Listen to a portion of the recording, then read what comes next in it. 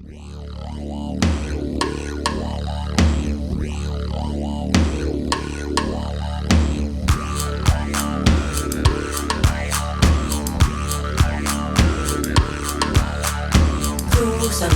en vaiksilot nuoria nätti, lenne sua kilpais vaikka tiskirätti.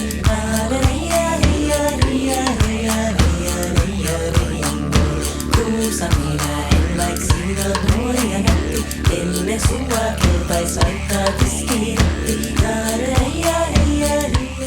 Esta obra é feita em conjunto com Joana Saraiva e representa uma roda da medicina.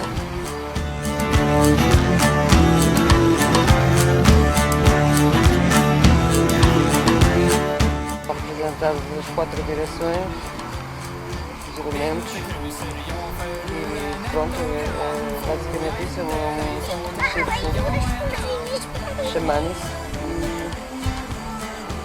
será utilizado para uma dança que será feita pela Joana Saraiva.